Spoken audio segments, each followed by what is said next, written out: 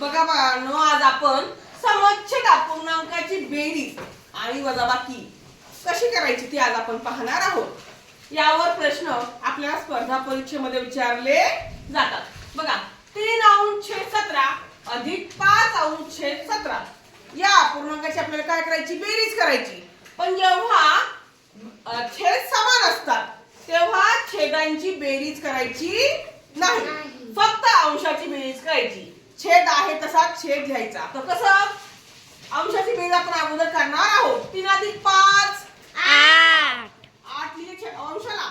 आता छेद सारखे आहे म्हणून यांची बेरीज करायची नाही। 17 छेदला खाली जसे आहे तसे लिहून घ्यायची। या प्रकारे काय करायची, समच्छेद अपूर्णांकाची बेरीज। समजलं? आता काय करायचं आपल्याला, समच्छेद अपूर्णांकाची वजाबाकी करायची आहे। काय करायची आहे, वजाबाकी। आता बघा, 7 अंश छेद 9 वजा 3 अंश छेद 9। आता यात काय आहे, छेद कसा आहे, सारखा आहे, मग सारख्या छेदची वजाबाकी करायची नाही, फक्त अंशाची काय करायची, वजाबाकी करायची।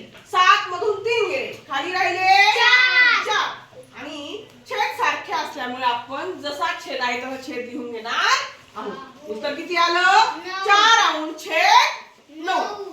4 अंश छेद 9। समजलं? समच्छेद अपूर्णांकाची बेरीज आणि वजाबाकी कशी करायची, कळालं का?